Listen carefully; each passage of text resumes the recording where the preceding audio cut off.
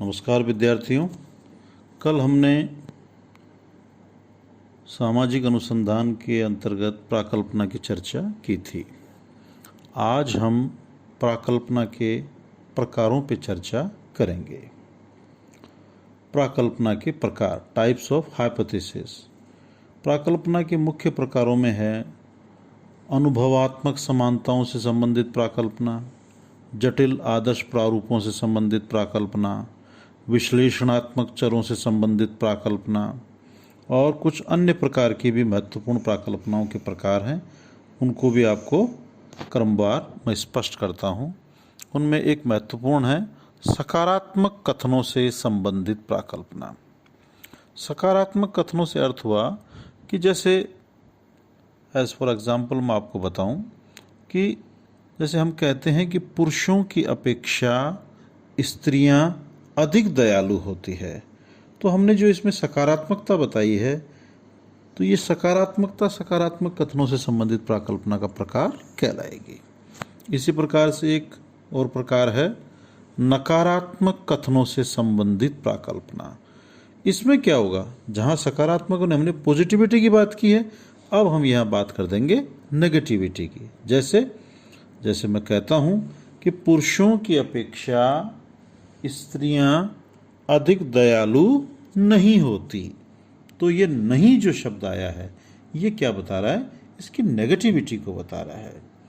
तीसरा प्रकार है शून्य कथनों से संबंधित प्राकल्पना। ये कई मर्तबा परीक्षा में पूछा जाता है, महत्वपूर्ण है। इसको बोलते हैं हम नल हाइपोथेसिस। नल हाइपोथेसिस का मतलब हुआ कि दो चरों के मध्य मैं किसी भी प्रकार का कोई अंतर नहीं करूंगा, यानी दोनों को समान वेटेज दूंगा। जैसे मैं कहूं कि पुरुष और स्त्रियां दोनों ही दयालु होते हैं या दोनों की दयालुता में कोई अंतर नहीं होता, तो इसको कहते हैं हम नल हाइपोथेसिस। और प्राकल्पना का अंतिम और महत्वपूर्ण प्रकार है, ये भी कई मर्तबा परीक्षाओं में पूछा जाता है, काम चलाऊ प्राकल्पना, वर्किंग हाइपोथेसिस। ये बहुत महत्वपूर्ण है। काम चलाऊ प्राकल्पना से अर्थ है कि हमने जैसे ही अनुसंधान का कार्य प्रारंभ किया, तो हम जैसे अनुसंधान को प्रारंभ करते हैं, आपको कल बताया था, तो अनुसंधान के साथ ही हम क्या करते हैं, प्राकल्पना का निर्माण करते हैं। तो हमने क्या किया कि जैसे हमारा रिसर्च का काम चालू हुआ, हमने हमारे साहित्य के अध्ययन या हमारे पूर्वाग्रह या हमारे संचित ज्ञान के आधार पर प्राकल्पना बना ली। अब जैसे जैसे हमारा रिसर्च का वर्क आगे बढ़ता जाएगा, हम क्या करेंगे, इसमें हमारे अनुभवों के आधार पर हम परिवर्तन करते जाएंगे। कई मर्तबा ऐसा भी देखा गया है कि हमारा अनुसंधान का काम आगे बढ़ता रहता है और हम प्राकल्पना में बदलाव करते रहते हैं। कई मर्तबा ऐसा भी होता है कि जो हमने प्रारंभ में प्राकल्पना बनाई थी, अनुसंधान के अंतिम स्तर तक आते आते हम उसमें पूरी तरह से बदलाव कर देते हैं। यानी अनुसंधान कार्य के आगे बढ़ने के साथ साथ हमारी प्राकल्पना में जब हम परिवर्तन करते जाएं, तो उसे हम कहते हैं काम चलाऊ प्राकल्पना। अब मित्रों, मैं आपको बताऊंगा प्राकल्पना के स्रोत, सोर्सेस ऑफ हाइपोथेसिस। इनमें सबसे महत्वपूर्ण स्रोत है हमारी संस्कृति। संस्कृति से तात्पर्य क्या है, जीवन जीने का ढंग, आचार विचार, व्यवहार, खान पान, ये सब हमारे क्या हैं, हमारी कल्चर को बताते हैं। जैसे अगर हम बात करें भारतीय परिप्रेक्ष्य में, तो हमारे भारतीय परिप्रेक्ष्य में हमें किस चीज़ का प्रभाव दिखता है, हमारी संस्कृति का, प्रथा, परंपरा, रीति रिवाज, धर्म, जाति, इन चीज़ों का प्रभाव दिखता है। और जब हम पश्चिमी समाजों की बात करते हैं, तो वहाँ किस चीज़ का प्रभाव दिखता है, व्यक्तिवादिता, भौतिकवादिता, वहाँ का एक अलग अन्यत्र प्रकार का वातावरण है। इसलिए उनके सोचने, विचार करने, कार्य करने के ढंगों में अंतर है। यानी ये कल्चर हमारे हाइपोथेसिस का एक बहुत बड़ा सोर्स है।